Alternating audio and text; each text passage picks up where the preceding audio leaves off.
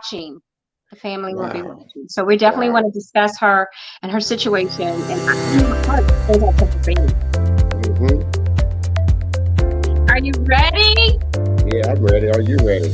Wait, no, let's hope I get. We've got about 2 minutes and 46 seconds, and we're gonna go live. We're already live. We'll just get everybody on board, okay? Thank you so much for having me, Tony. I truly appreciate Hey, that. no problem. I enjoyed it. I'm glad to have you as my guest tonight. And you've been such a great friend too. So thank you. Yeah, we're gonna be fine. Be right back with you, okay? All right.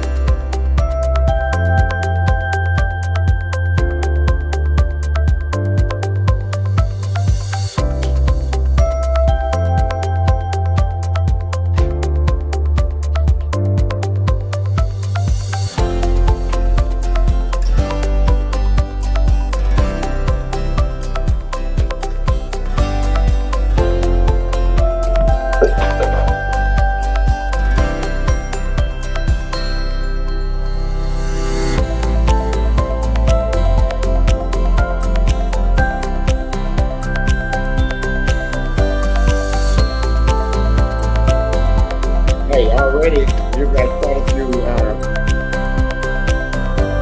What happened? Okay, you're on your cell phone, right? Right. Okay, you can't see the comments. We're gonna give a big shout out, okay? Okay. All right.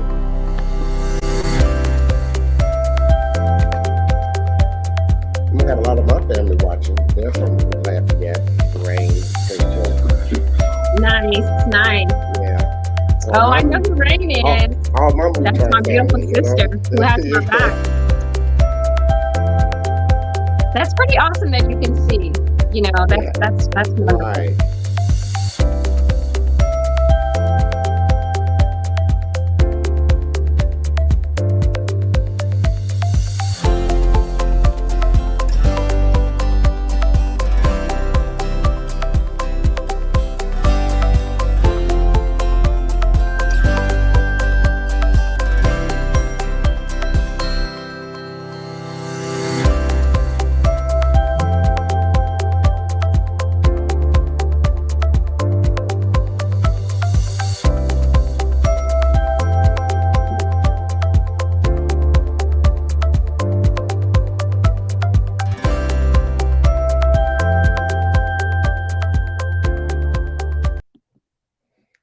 Welcome to Knowledge is Power Podcast Live, and I am so excited tonight.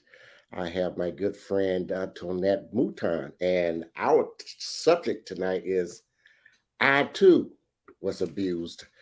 This is October. October is Domestic Violence Awareness Month, and all month this month we've had guests who has been a victim, or have advocates for domestic violence. And tonight I have my good friend TONETTE MOUTON. TONETTE MOUTON. Hello, my Tony, great. Hey, thank you love. How so are much for you? having me. I appreciate it. Yes. You are so much And welcome. allowing me to tell my story, you know. I want you to tell your story. I want you to tell it like it is, and we're so glad to have you. So I'm going to go and say a big shout out to all your friends and loved ones out here, and also some of my folks here. I can't believe it. But it's Kimberly Ann Mouton said hello. Hi, Kimberly. Oh, that is my Hi, youngest Kimberly. Hello, that's sister. Love Kimberly. you. Hello, that's your sister. Okay. Oh, don't make me Uh, cry. Oh, my mom. Good I million love you Mouton. guys. I Oh, didn't know I could see this. This is yes. wonderful. Oh, Oh, wow. wow. Okay, you And guys don't. we I'm got such another a shout grateful out to for my Jennifer. friend Jennifer. I love you, Jennifer. Yes, and And okay, wow, and this is wonderful. Kimberly is saying we love you too, TONETTE. You can see, you can read my comments. Okay, great. She's How my about twin. Yeah. how about Aaron? Oh, look at Aaron. Oh my God. I mean, Yes, my support system is so big and it means so much to me. Like, look at this. I love you, yeah, Aaron. yes. It's so good to have you too. Look, hey, how are you today? Now, there we go. So, all the comments. Also, let me give you one more before we get started with our show, and that's another good friend of yours. Oh, thank you. Thank you so much. Hi. We got a big shout. Thank you everyone for joining us at Knowledge is Power Podcast Live. We are on every Sunday and Tuesdays on at 7:30 with all types of topics. We talk about community affairs, community events. We just do things to make things work for everyone, to inform everyone, and we're very informative. And we'll be right back with Tonette Mouton, and I too was abused.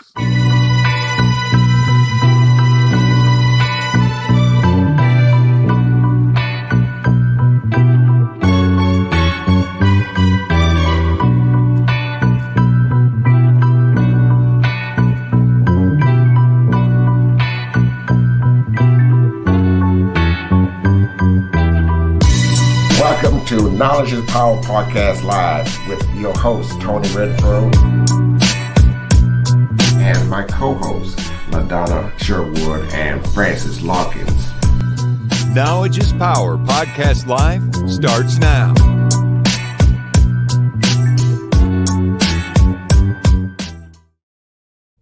Okay, we're back with my good friend, Tonette Mouton. Tonette. On one side of the state line, can't say it one way, one on the other side, say the other. Exactly. Tonette. I answer by all. Okay. Yes, I know. We're going to talk about I too was abused, and we're talking about violence, domestic violence, which is a very serious matter in relationships, and we have these, and we never know what goes on behind closed doors. So I am so glad to have you with us, and I want you to know that we're glad to have you as our guest here on Knowledge is Power Podcast Live. Now, Tonette, tell me, how did you come up, and what started this? How did you how did it all begin? And I know we've got some work here to do, but let's do that. Oh boy. Okay. So when you say begin, you know, I'm from Louisiana. I'm a mother of 3 grown kids, raised them on my own, 27, 24, and 21. They are my pride and joy. I have 3 grandchildren. Everybody resides pretty much in Louisiana except one. So when I met my husband, he's originally from Texas and I'm from Louisiana. So pretty much the dating was, back and forth from state to state. So pretty much not right away was I able to see the red flags, as I want to say, as I would call them, caution flags. Okay. Yes. So, and here's the thing, we often, ignore the signs. One thing that I'm going to be transparent about is, the mistakes that I made. I the signs were there. I just chose to ignore them, act like they didn't exist. Right. The signs were there. So in the process of moving back and forth, and visiting, from Texas to Louisiana, I basically, when you meet somebody and you're dating and you're courting them, you take them at face value, right? Right. But red signs, when you're finding out that he has no relationship, or anybody that you're dating or married to, or just friends with, if you see them that they don't talk to their mother, they don't talk to anyone in their family, that's a red sign. Right. Okay. There's questions. There's things that you need to ask questions about, Another red sign, when they are definitely, finding excuses to put down your children, and their abilities and prospering in life. Everybody prospers different. That's a red sign. And that will lead to dysfunction. And one of the major red signs that I had was my son came to me and he told me, he said, Mom, he talks bad about you whenever he's mad at you. He gets on the phone, he calls different people. And really, I knew my son didn't want to move and transfer to a different school and meet new friends. And I just really thought that he was just trying everything in his power for me to, not get married. And so he could be and go to school, start high school with his friends, and I should have paid more attention and I should have looked more into what he was saying, you know. What Tonette, did you see any of those signs, any red flags when you was dating this gentleman? Did you pay attention to the red flags when you was dating him? Uh-oh. You there? Tonette? Hello, Tonette? Uh-oh.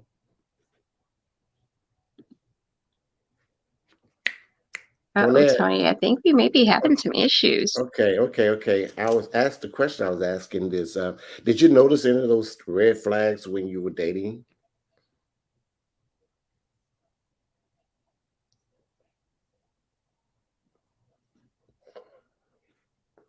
Okay.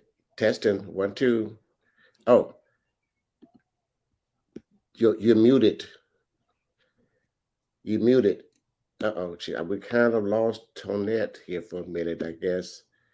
Let's see here. We can get it back here. Hey, Tonette, you're muted. You're mute. Your mic. I'm thinking that we may be having some All right. issues, No. but I'm just going to go on and continue on Yeah, with, your mic was muted. and I'm sure that when Tony's able to get back in, he can. I'm going to continue on discussing, red flags that we constantly, as I call them, fear factors, and just go over a couple of signs that I personally went through and just personal endeavors that I've been through and family members that I know have gone through. Number one, no one speaks to him in his immediate family, as I discussed. That's a red flag because you have to know that something's off there. And I chose to ignore that sign. No immediate people show up to your wedding. That's a major red flag.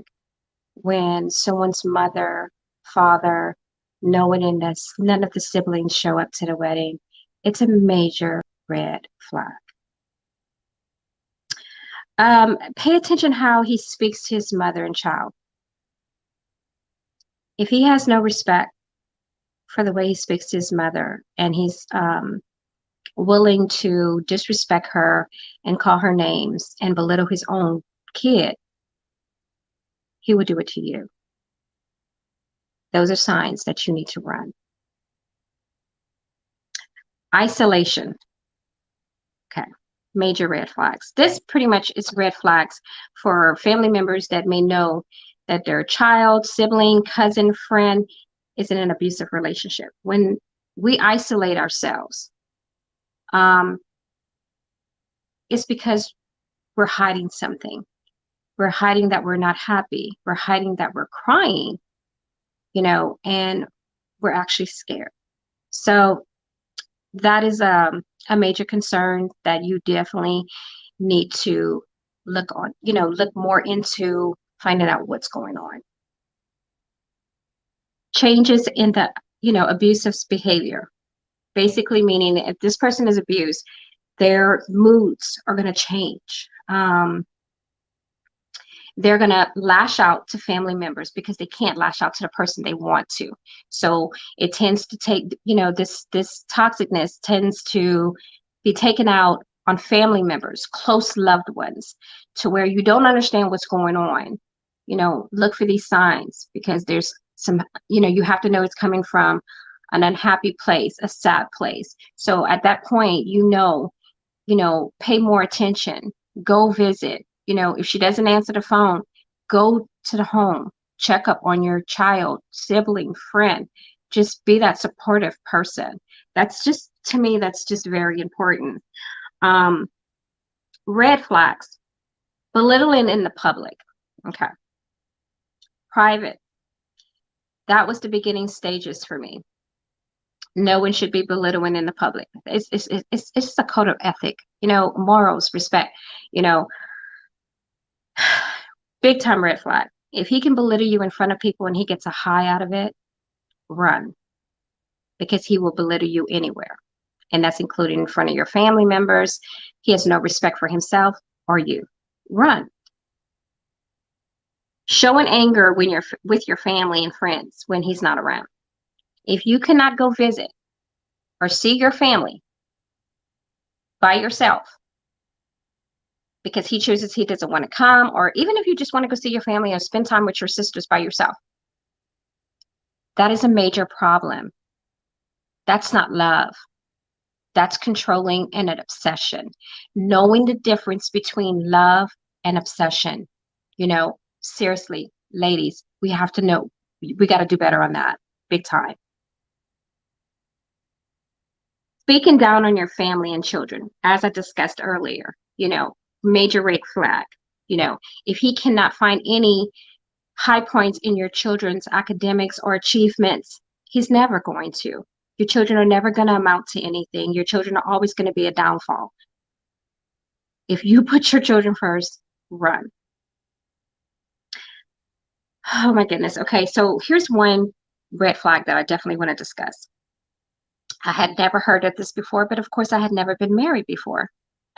Threats of a divorce if you don't do what they want. I don't know how the court system allows someone to constantly file for divorce and they use it as a threat because that's their way of trying to intimidate you and scare you to stay in the marriage. Okay, and to get them to, it's a breakdown, it's a hurt, it's an unworthy feeling. No. The first time when it happens, if you know anyone that's in a marriage that is going through this, they're not going to stop. They're going to keep doing it. And you are losing a self of yourself. Every time when you allow it, he is breaking you down and he is winning and he's happy. Every time you shed a tear behind that, no. When he files, run. I don't care if they say they're sorry. They're not sorry. It's a manipulation to get you to stay. Get out. Run. Okay.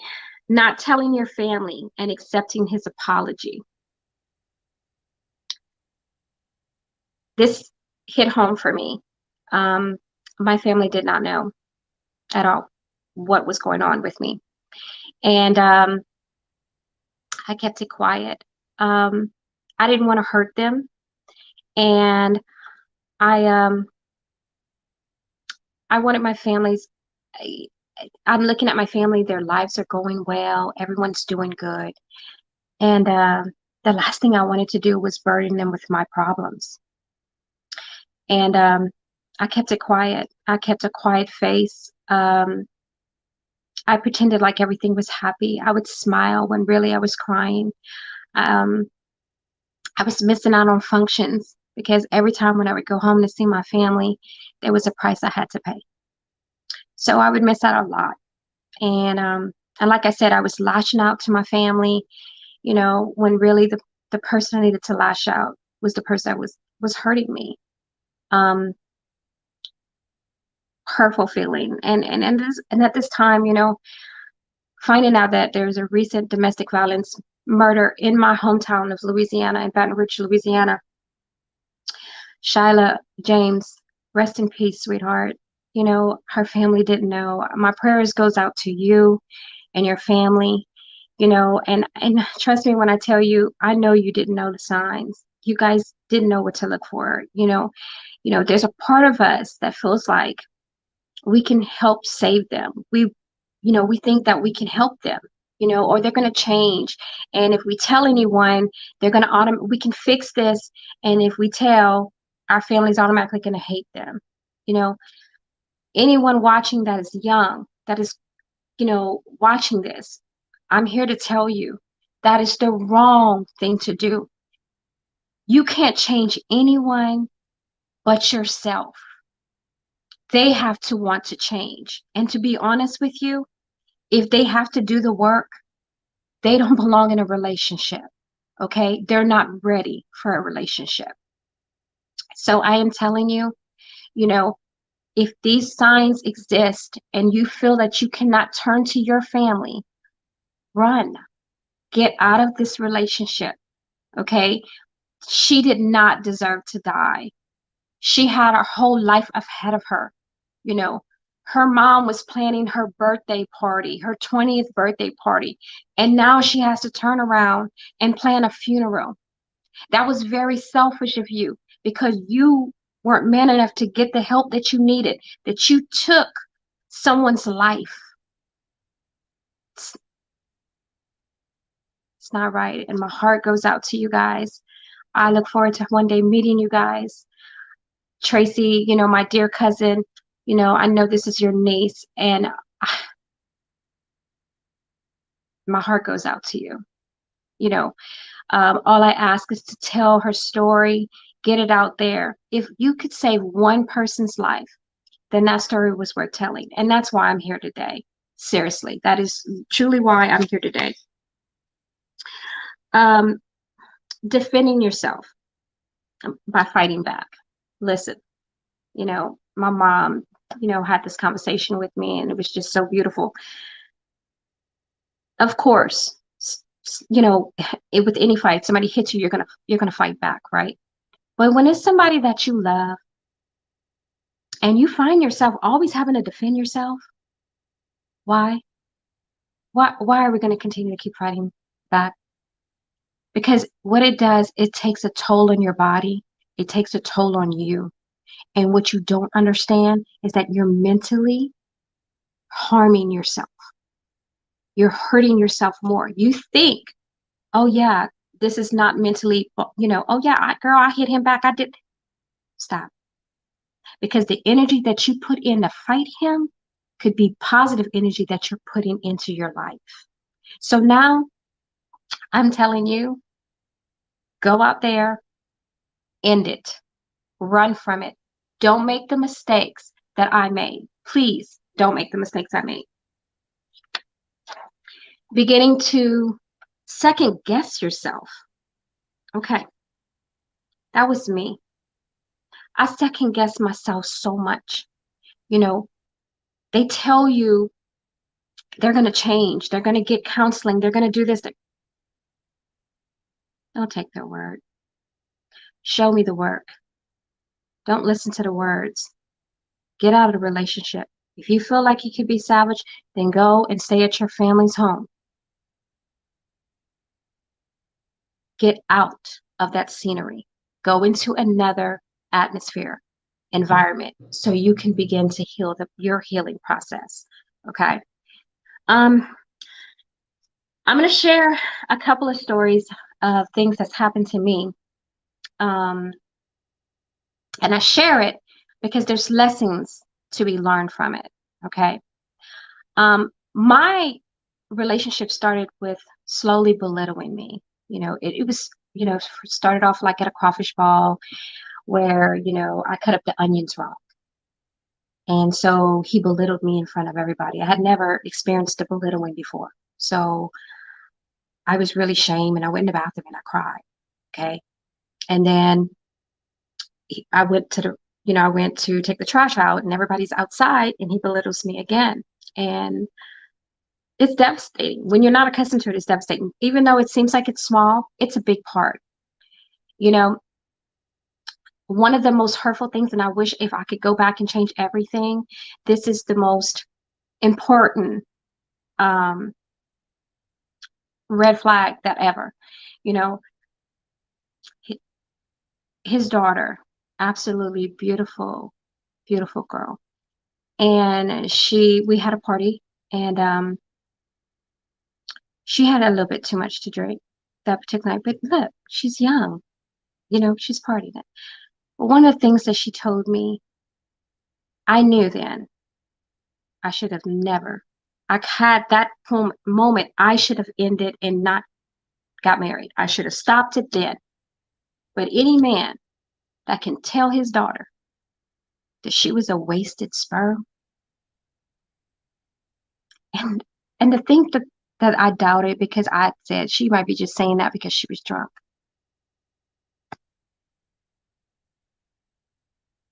I have no one to blame but myself on that one. No one to blame but myself.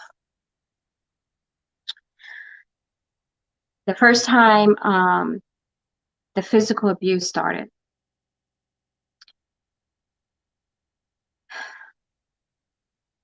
It was I will never forget it. My goddaughter was having her first birthday party. And I had bought her a rocking pony, and I was so excited to go to the party. And he started screaming and hollering, and an argument broke out. I don't remember exactly all of what started the argument, but I just remember he was screaming and hollering.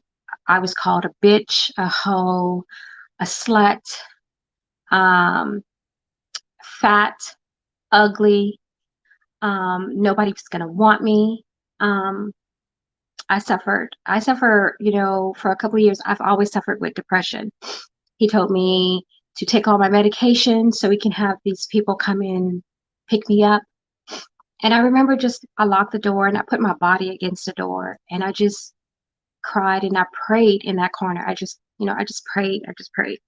He was just screaming. And when he would walk away, I'm like, okay, maybe he's done. So then I did one of the most scariest things. And this is why I tell this story, because I don't recommend anyone to do this. I did the most scariest thing. I decided to videotape him. Okay, I videotaped him. And so every time he'd stop, I'd cut it off. And I said, I wonder if he could hear how he sounds. So what I did was I replayed it back. He broke that door in half. He grabbed me by my neck. And before he grabbed me, he took a whole bunch of my depression medicine, grabbed me by my neck, and made me swallow it. Took my phone. Tonette. And I went to bed. And I said, God, I'm going to die tonight. I'm going to die. I didn't have the energy to fight. I just wanted out of, but I had no idea how I was going to get out. My goodness. Nobody should have to endure that. And the fact that he closed the door like it was nothing. And he really wanted me to die that night. And he was just going to call and say, hey, she committed suicide. I am his third wife. At that point, and every one of them were abused. At that point, Tonette, did you think about Ladies, it? wake up. Don't make those mistakes. I don't care. There's no Prince Charming. Okay? There's nobody that's going to whip you off your feet, and tell you that I can give you everything. I can give you this beautiful home. I can give you this gorgeous house. I'm going to make you so happy. No, everybody in life has flaws. Everybody. Okay? But it's what you can endure. You're honest with that person. You're going to marry this person. So I'm going to share my exciting part of me. I'm going to share my sad part of me. I'm going to share my vulnerable side of me, my fears in life. But if they're not sharing theirs, then guess what? I just wasted 6 years of my life in this marriage. Because what he did was he was able to take it and use it against me. See, domestic violence people, the abusers, they prey on the weak.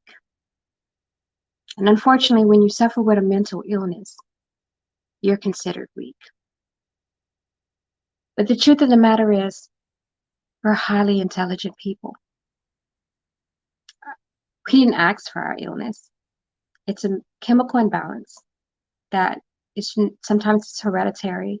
You're born with it. But we're highly intelligent. We suffer with our emotions and sometimes we don't, we hold so much in and we don't share that moment, of pain that we're going through. And sometimes when we do, it doesn't come out right. Our minds are baffled. So sometimes we're crying so much and then our emotions just take the best of us, okay? But, there was one more other episode that I'm going to share. And then I want to get to the healing, because to me, that is the most important part of my journey. Okay. Um, there was another part where, and once again, I think of Shyla, James, rest in peace, sweetheart. I think about you. I think about your family. Um, at the time, my husband was really mad at me, and somehow I got pushed and I fell on the floor. He kicked me in my head so many times, stomped on my head and on my neck. I remember that cry because I was so scared. He could have broke my neck. He has no remorse. Okay. These people have no remorse of what they do. You know, I cried. I literally every single night went to bed crying, like, God, I don't want to be here. I had stopped. I was alive, but I had stopped living. I isolated myself. I stayed in the home because I figured, guess what? If I don't go anywhere with him, and if he gets in a bad mood, he won't embarrass me and he can't come back and say I did something wrong. So I stayed in the house. Then that was the problem. It's like everything I did was just nothing was right. Okay. So basically, we were at one point just living like roommates. Okay. When he did that, I was at the end. I didn't want to live anymore. I had nothing to live for. I didn't want to burden my family. I didn't want them to worry. My kids were grown. I did a video for them. I was really giving up on life. And so I would just pray and I would like, God, just take me in my sleep. You know, I was beginning to lose my faith. Okay. I was wondering, I'm like, God, you're not listening to me. Do you love me? Like, like help me, show me out. Show me out. I was a basket case. I was literally a vegetable. And the last resort of me ending this marriage was when he put his hands on my granddaughter. Wow. So when that happened, of course, he had to leave the home and I had to stay in the house. But before that happened, I had my grandchildren during the pandemic. And during the pandemic, they were with me because their parents were considered essential workers. So I was always trying to find things for them to do outside and crafts and stuff like that. So one day they were just racing and they were running. And I saw this red cardinal bird come on the fence, and I was like, okay, that's odd. I was like, this is a beautiful red cardinal bird. So a couple of days later, it was pool. I set up a little pool for them. They played in the pool. Here comes another red cardinal bird, just watching them play. Okay, and Nori suffers with asthma, so I would give her breathing treatments and all kind of. So a lot of times she would wake up when I would wake up. So one morning, the double doors were open to the bathrooms, and I just see this red cardinal bird, and it just kept nipping, nip, nip, nip, nip, nip, nip. And I was like, what is that noise? And I look up and I can see it was a red cardinal bird. And I was like, oh my gosh. And it just went on. And then there was another time I'm feeding Nori breakfast and the red cardinal bird's nipping at the window. And she's like, Gigi, look at that bird. I had seen within 2.5 months of having my grandchildren, I had seen red cardinal birds, at least about 20 of them within 2.5 months. I found that very weird. And I was like, what is going on? So in the process of the kids leaving and my ex-husband being out of the house, I was, I had one son that was in the military and he was coming off the base, but he was coming to stay with me. But when you deal with the military, the time frames sometimes change. So I was in the house by myself and I would close all the blinds and, just I was crying a lot, just a basket case, scared, afraid, constantly. He told me, I'm going to make you homeless. I'm going to make you, you know, um, live in a shelter, you know. So, So you're saying he was just all these fear continuously, factors are going through so my head. so Now, by you're this telling, time, my family knew, and so I was getting the calls and the support from them, and they were looking out for me. Um, so I'm watching TV, and I hear tick, tick, tick, and it was like at the window at the study room, and all the blinds, everything's closed. And so I went and I opened the blinds, and it was two red cardinal birds. And this time, they were determined. They stayed a good while, and we stared at each other. And I knew exactly who that was. And I definitely believe that was my grandparents who came for me. And I think they've been coming for me. I think they were warning me for the situation that was going to happen with my granddaughter. But the lesson behind this, and I share this story, is because God taught me a valuable lesson. See, the lesson was He never forsake me. He was there the whole time. He listened to all my prayers. And what He did was He brought reassurance to me. He said, I was here the whole time. I don't move. He cannot move on your time. You cannot force things. But I had to be patient and wait when it was time. And then in return, He says, not only did I not forsake you, but I brought reassurance. I brought family to you. From that point on, I no longer was scared. I no longer felt alone. And I maintained to get my energy, and I was going to get strong, and I was going to fight. So during that time, you know, it was just like, wow, it was like a breather for me. I share this testimony because I've never experienced anything, and I don't know if anybody has experienced anything like that, but it is the most humble experience that you could ever experience in your life. Seriously, I mean, it makes me still cry today thinking about it because I'm so humbled by it. So, when we talk about healing, you know, one thing people are, often, we think, okay, I'm scared, I'm afraid, but you have to be willing to do the work. Often people say counseling's no, no, no, I don't believe in counseling, telling a stranger your problems. These strangers have done research. These strangers have went to college and are very knowledgeable. Okay. Now, what I have learned is that you need to talk to them, not Mary Jane, who's been married for 36 years and who just claims her marriage is just so perfect and randy. Okay.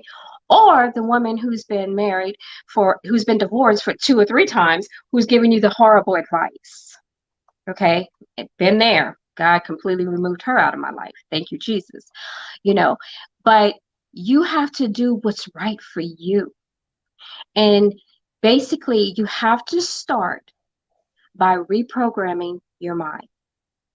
You have to walk away from the toxicness, the negativity, and you have to get to a purpose in your life to start to think positive. And I have always been a firm believer that, surround yourself with the environment that you want to be around. So if you want peace in your life and happiness, you need to hang with people that bring peace and happiness in their lives, and they will bring it in yours. God brought me so many wonderful people within 1 year in my life. Tiffany Early. I mean, seriously, she is my spiritual mentor. I literally can call her. She prayed heavily on me. By the time she finished, literally, I went to sleep. I was completely drained. What she did was she cleansed me.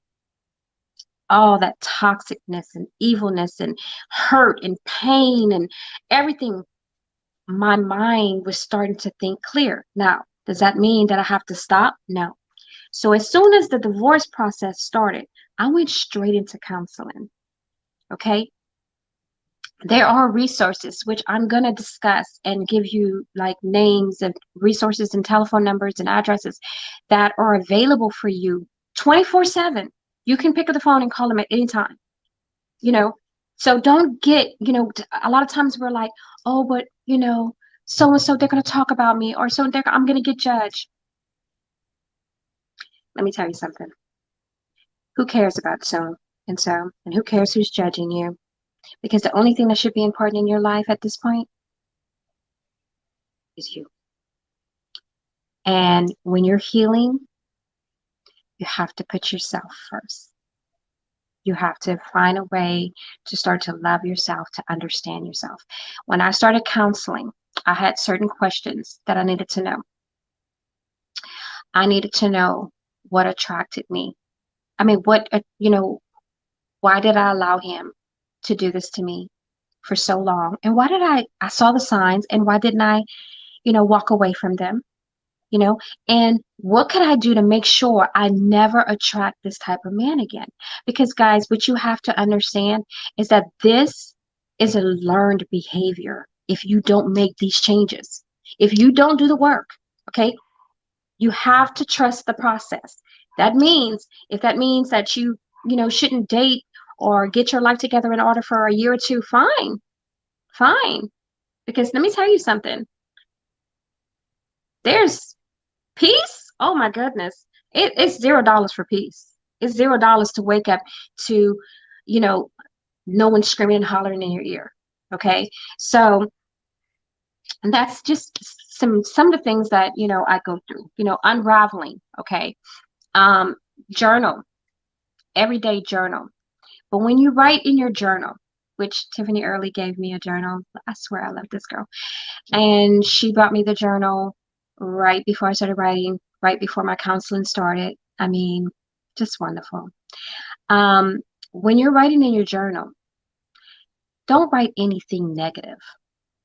Put everything in your journal that's positive that's going on. I don't care if it's like, oh, it was just such a beautiful day today. And, I laughed about this. And, oh, this beautiful song made me think of this. And, start to program your mind to happier thoughts. Now, I'm not saying for you to forget the abuse that you went through. Okay. I'm simply saying for you, in order to move on, you have to forgive. So yes, I had to forgive my husband so I could move on. And I went into counseling to be a better person, because you know what? I don't want to take the problems that I went through in this relationship onto another. I want to be a new version, a better version of me, right? And I smile when I say that, because it's such a fulfilling it's such a fulfilling thing for me, and what I've experienced. So be prepared to want to do the work.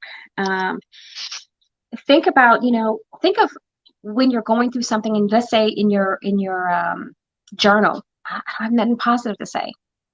Well, you find something positive.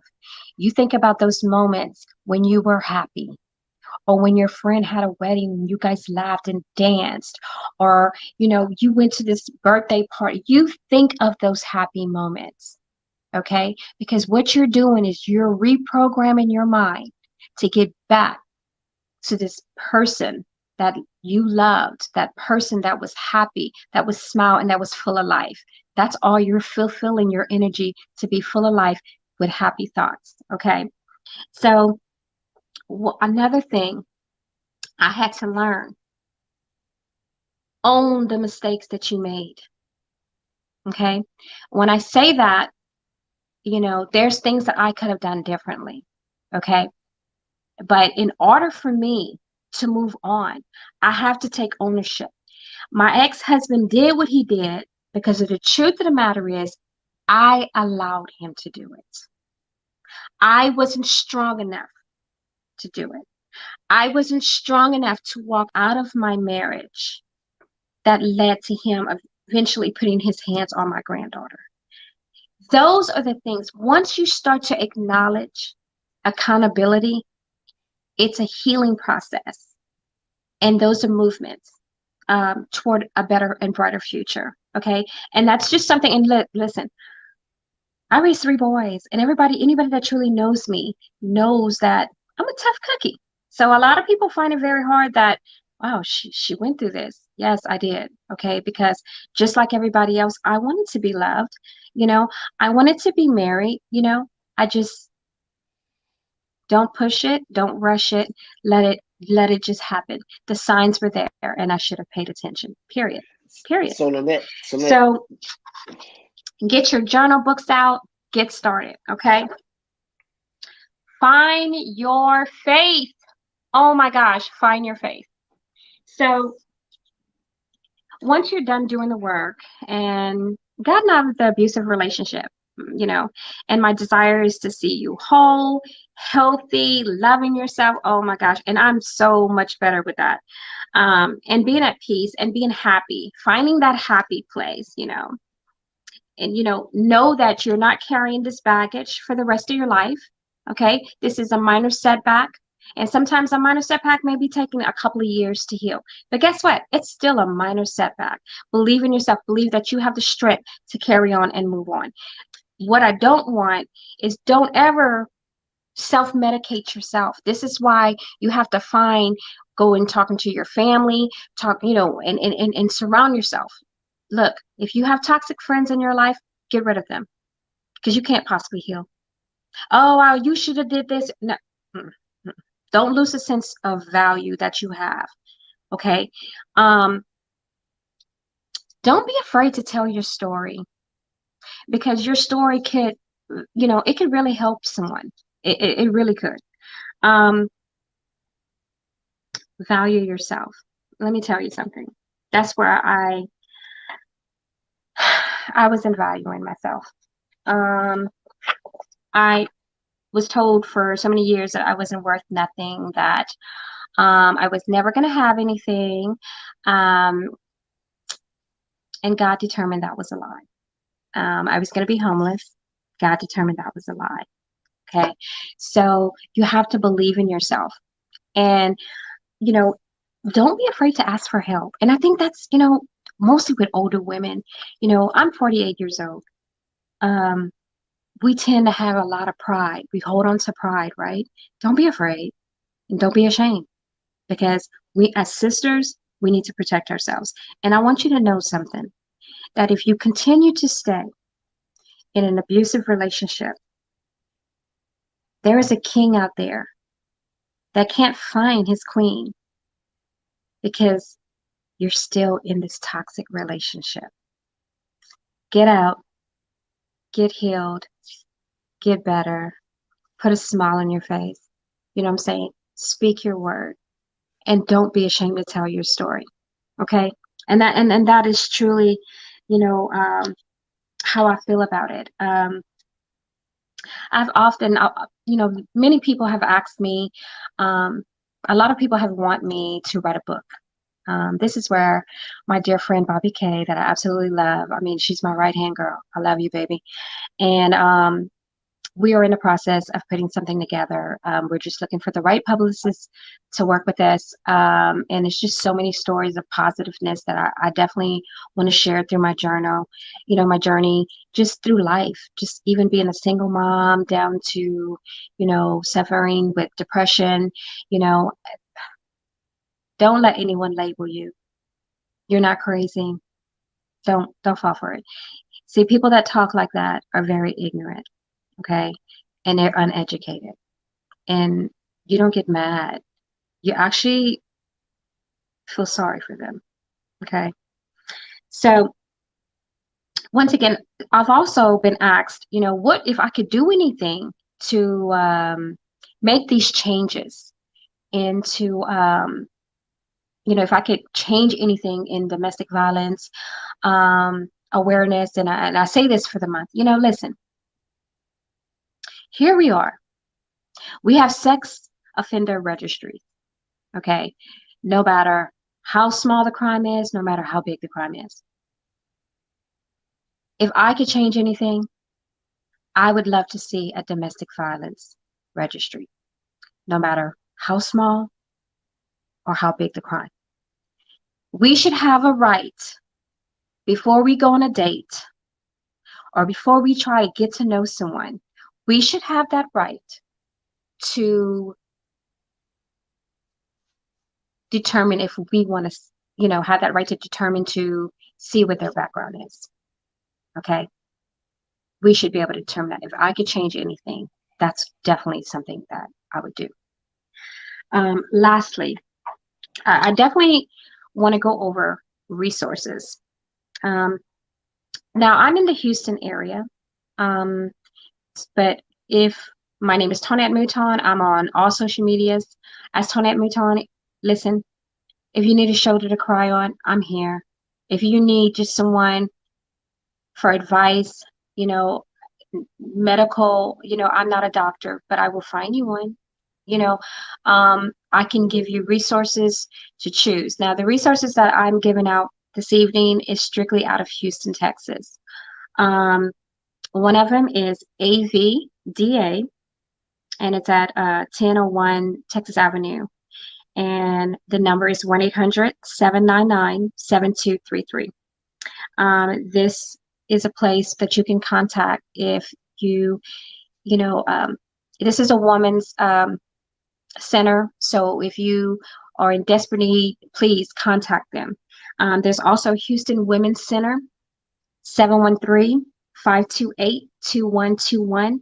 They're open 24 hours. Contact them. You're not alone. Trust me, we're out here, and I'm sharing my story, and I was scared, but I'm not. I am so blessed. I've met so many great people within a year, genuinely great people with no hidden agendas. Keep your circle small. Keep your circle with positive people, guys, positive people who want to see you excel. There are going to be some haters. They're not going to understand. And look, there are going to be some that are just messy. Look, welcome to life. They're the least of your problems. So you can't change ignorance. There's also Star of Hope Mission Women's Center. And it's a shelter. It's at 4848 Loop Central Drive, 713-748-0700. Like I said, I really hope that by me sharing my story and some insights, was able to really help you. I'm 48. A lot of people don't think that I would have went through the things that I went through, but I did. But you know what? Stay prayed up. And let me tell you something. God is my best friend. He is truly divine, my best friend.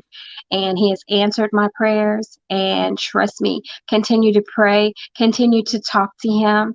And please, please turn to your family. Tell your family, call your family, answer your family. Please, guys, don't think you can change anybody. No, they have to want to change. And seriously, one of the things that I definitely want to say is that if you have unresolved issues from your childhood or anything, don't get in a relationship until you are completely healed from it. Okay? Because you're not doing any justification to yourself or to others. I just want to say thank you to Mr. Tony. And to everyone who was out here listening to me. And I was able to share my story, and I hope that I was able to impact you. Once again, rest in peace, Shyla, James. I'm praying for you and your family, and I hope to meet your family soon. I love you guys, and God bless. Thank you so much, Tonette. What a testimony that was. That is one testimony. And you have really, I am so proud of you. You've gone through so much and you're still here with us. So thank you so much for the great, great, great message that you've passed on today for those who will listen to us. We are over over 20 social media platforms and all over the world and all over the country. And I want that message to get out. And I know that you will be one of the biggest advocates for domestic violence. So, people, we thank you again for I too was abused with Tonette Mouton. And on Tuesday,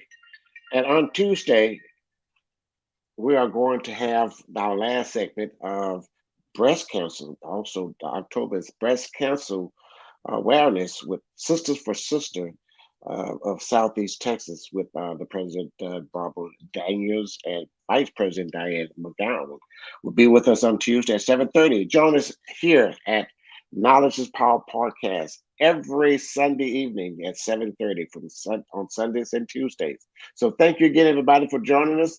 We'll be back. See you on Tuesday. Thank you for watching Knowledge is Power Podcast Live. Be sure to like and subscribe to all Knowledge is Power social media pages.